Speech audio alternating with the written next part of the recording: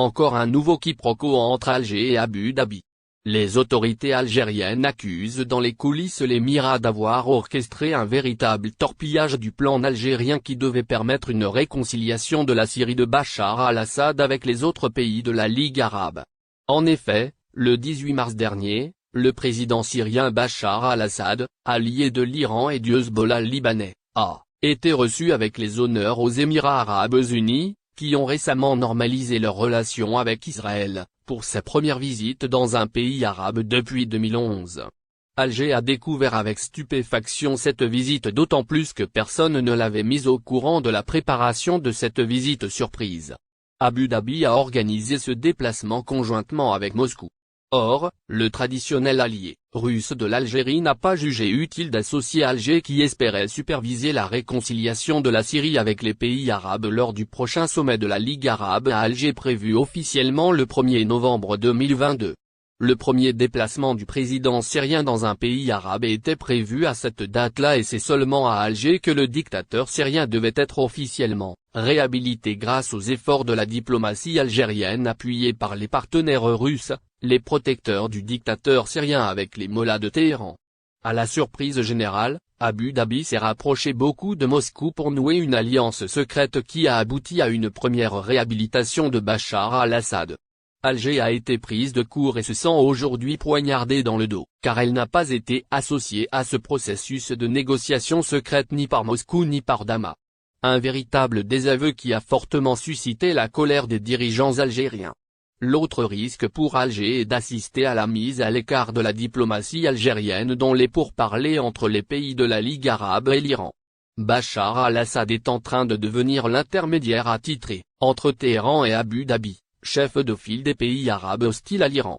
Une nouvelle configuration est en train de naître dans la région et l'Algérie se pose plus que jamais des questions sur la pertinence de son positionnement actuel. Après plusieurs reports pour divers motifs, Khalida Toumi, ex-ministre de la Culture au temps du défunt président de la République Abdelaziz Bouteflika, incarcéré depuis 29 mois et une semaine, a fini par être jugée ce jeudi 24 mars par le président du pôle judiciaire spécialisé en matière de traitement des dossiers liés aux infractions économiques et financières du tribunal de Sidi Mamed. L'ancien cadre du Rassemblement pour la culture et la démocratie, RECD, a entamé sa défense en affirmant: « Je me tiens aujourd'hui devant le tribunal en qualité d'accusé de dilapidation de deniers publics, d'octroi d'indus privilèges non justifiés en matière publique et d'abus de pouvoir. Ce sont des accusations que je rejette catégoriquement, Monsieur le Président, dans le fond et dans la forme. » Dans le même contexte, elle déclare: « J'ai prouvé depuis le début de l'instruction au niveau de la Cour suprême puis au niveau du tribunal de Sidi Mamed, juge d'instruction de la 5e chambre, que les accusations citées en haut ne sont pas fondées par rapport aux expertises établies en ma faveur. » Traumatisée par son incarcération, elle a affirmé: « En réalité, Monsieur le Président, je ne suis pas concerné par les questions liées à la gestion dans le cas où il y aurait eu d'éventuelles fautes parce qu'en ma qualité de ministre, j'occupais un poste politique et non pas un poste de gestionnaire et parce que j'ai toujours agi en conformité avec les lois de la République. » Elle ajoute que durant toute la durée de ma mission à la tête du secteur de la culture, j'ai veillé à la préservation de l'argent public, j'ai contré toutes les tentatives de pillage des biens et de l'argent du secteur, les rapports des 11 expertises le prouvent.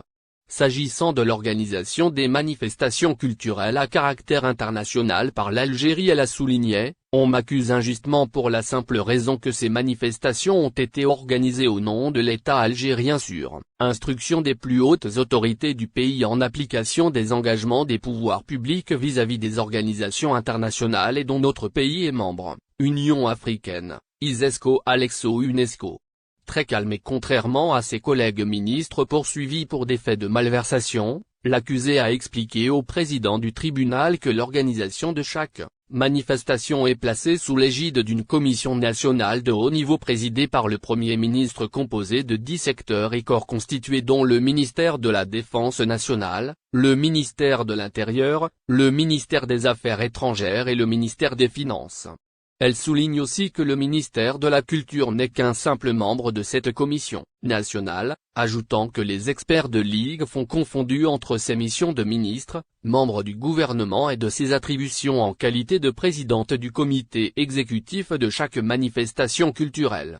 Un réquisitoire contre l'IGF. La mise en cause a dressé un dur réquisitoire contre les enquêteurs de l'IGF, toutes les dépenses financières, nécessitées par la nature de ces manifestations représentaient la contrepartie de réalisations et de prestations réellement effectuées. Il n'y a eu aucune dilapidation volontaire ou involontaire de deniers publics et pour preuve, aucun rapport ne mentionne trouble financier. Toujours à propos de l'IGF, Khalida Toumi a reproché aux enquêteurs de s'être trompés de qualification, ne connaissant pas la nature spécifique du marché, de l'art et de la culture. Les experts ont analysé les activités et les réalisations comme s'il s'agissait de la réalisation de structures administratives. En ce qui concerne l'octroi d'indus privilèges dans les marchés publics, l'ex-ministre a appelé la sagesse du président affirmant « Monsieur le Président, comment voulez-vous que j'accorde des privilèges alors que je n'ai ni conclu ni signé avec qui que ce soit, ni intervenu en faveur de l'obtention d'un quelconque marché ?» Et de poursuivre, « Je ne suis intervenu que pour résoudre certains problèmes par le biais de passer outre. J'ai procédé de la sorte pour préserver la réputation du ministère, voire la réputation de l'État, pour protéger les droits des citoyens et éviter des procès perdus d'avance qui auraient englouti de l'effort et de l'argent. D'autant que les factures correspondaient à des travaux qui avaient réellement été effectués. » Elle a par ailleurs estimé que les inspecteurs de Ligue font considérer à tort certaines de ces actions comme non conformes à la loi et à la réglementation. C'est parce qu'ils ne sont référés à l'article 43, paragraphe 4 du Code des marchés publics et parce qu'ils ont ignoré les décisions gouvernementales ainsi que les décisions interministérielles entre le ministère des Finances, tutelle de Ligue, et le ministère de la Culture autorisant des dérogations et des exceptions. Elle a en outre souligné que les comptes d'affectation spéciale de ces manifestations ont été clôturés dans le cadre des lois des finances et tout le monde sait qu'aucun compte ne peut être clôturé sans passer par le contrôle de l'IGF, de la Cour des comptes et des deux chambres du Parlement. Aucun contrat signé. Elle a regretté que les enquêteurs aient ignoré les très courts délais accordés à la préparation et à la réalisation de ces manifestations culturelles. Ces derniers n'ont fait ressortir ni détournement, ni dilapidation, ni profit, ni corruption ou encore favoritisme au profit de mes amis et mes proches. L'ancienne ministre a par ailleurs réaffirmé « Je n'ai signé aucun accord ou contrat de manière illégale ». À propos des manifestations culturelles, la clôture des comptes des manifestations par le ministère des Finances et le Parlement prouve mon respect et ma non-responsabilité dans d'éventuels dépassements car certains comptes ont été clôturés après mon départ du ministère à l'instar. Elle a ajouté « Alger, capitale de la culture arabe 31 décembre 2014 et Tlemcen, capitale de la culture islamique 2011 31-12-2015. » Elle se rappelle avoir dit-elle clôturé que le compte du deuxième festival culturel panafricain le 31 décembre 2012 dont les rapports établis par respectivement de la Cour des comptes et la loi portant règlement budgétaire 2009 ne font état d'aucun dépassement à caractère pénal. Pour ce qui est du film Lemir Abdelkadé, ce dernier a coûté 0 centime au trésor public parce qu'il a été financé par la redevance sur la copie privée dont une partie a servi à son avancement et à sa préparation.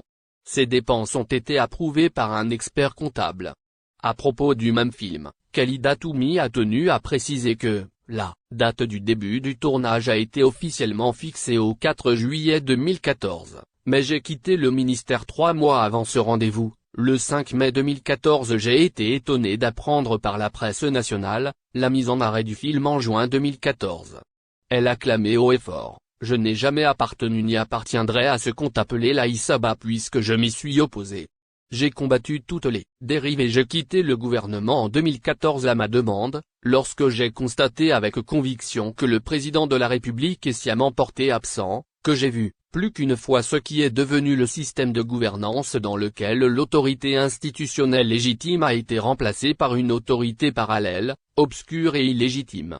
En 2015, conclut-elle, j'ai assumé mes responsabilités de citoyenne soucieuse de l'intérêt de mon pays avec la signature avec 18 personnalités nationales, une lettre ouverte adressée au président, lui demandant de nous recevoir pour lui exposer notre profonde inquiétude face aux cours dangereux pris par le régime en légalisant la prédation de la propriété collective et de l'argent public, faisant exploser le pillage de nos ressources nationales à l'intérieur et à l'extérieur et la généralisation de la corruption. Elle n'a pas caché son mécontentement quant à la campagne médiatique lancée à son encontre par le procureur de la République près le tribunal de Tlemcen. Il a animé une conférence de presse pour déclarer aux journalistes et à l'opinion publique que j'ai fui le pays vers la France et que le procureur de la République près le tribunal de Sidi Mamed n'a pas pu m'auditionner pour cette raison. Cette déclaration a été publiée par l'AP, le 19 juin 2019 alors que l'affaire n'était pas encore enrôlée au niveau de la justice et que je n'avais reçu aucune convocation. Juste après, j'ai été convoqué par le conseiller chargé de l'instruction qui a déclaré à la fin de mon audition. Personne sur Terre ne peut dire que Khalida Toumi a pris un seul centime. Elle a enfin déclaré. Je suis victime d'un complot qui avait comme objectif la mise en œuvre de représailles sélectives dans lequel la justice a été traînée pour régler des comptes et j'ai été sacrifié comme bouc émissaire dans le cadre d'un procès illégal organisé par des personnes connues comme mercenaires. Elle a tenu à rappeler. J'ai été incarcéré le 4 novembre 2019 à minuit sur ordre du précédent pouvoir. Étant donné que ce pouvoir est parti et a été remplacé par une nouvelle autorité et à sa tête, le président de la République qui s'est engagé à garantir l'indépendance de l'appareil judiciaire et à mettre un terme à l'arbitraire dans l'exercice du pouvoir. D'une voix amarrée, elle a déclaré au président en charge du dossier qui lui prêtait une oreille attentive, « Je suis innocente des faits qui me sont reprochés, c'est pourquoi d'ailleurs monsieur le